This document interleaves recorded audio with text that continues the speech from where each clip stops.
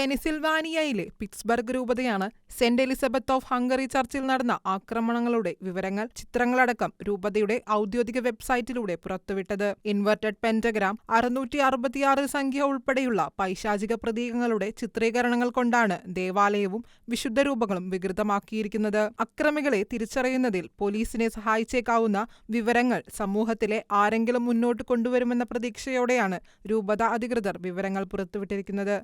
ദേവാലയത്തിലെ ചുവരുകളിൽ കത്തോലിക്കാ സഭയെ അധിക്ഷേപിക്കുന്ന തരത്തിൽ നിന്ദ്യമായ വാക്കുകളും ചിഹ്നങ്ങളും എഴുതുകയും പള്ളിയിലെ പരിശുദ്ധ കന്യകാമാതാവിന്റെ രൂപം വികൃതമാക്കുകയും ചെയ്തു. കുറ്റക്കാരെ ഇനിയും കണ്ടെത്താനായിട്ടില്ല. സംഭവത്തിൽ പിറ്റ്സ്ബർഗ് രൂപതാ ബിഷപ്പ് മാർക്ക് എക്മാൻ ഖേദം രേഖപ്പെടുത്തി. ഹംഗറിയിലെ സെന്റ് എലിസബത്ത് ഇടവകക്കാരും മുഴുവൻ രൂപതാ കുടുംബവും സംഭവത്തിന്റെ ആഘാതത്തിലാണ്. ആശ്വാസത്തിനും സമാധാനത്തിനും വേണ്ടി പ്രാർത്ഥിക്കുന്നതിൽ തന്നോടൊപ്പം ചേരാൻ വിശ്വാസികളോട് അഭ്യർത്ഥിക്കുന്നതായും എന്തെങ്കിലും വിവരം ലഭിക്കുന്നവർ FBI-യുമായി ബന്ധപ്പെടണമെന്നും ബിഷപ്പ് മാർക്ക് എക്മാൻ പറഞ്ഞു. കത്തോലിക്ക വിരുദ്ധവും യഹൂദ വിരുദ്ധവുമായ ശൈലികൾക്കൊപ്പം പൈശാചിക പ്രതീകങ്ങളും ഉപയോഗിച്ചാണ് വിശുദ്ധ സ്ഥലങ്ങളെയും തിരുസ്വരൂപങ്ങളെയും അവഹേളിച്ചിരിക്കുന്നത്. International desk, Shekinah news.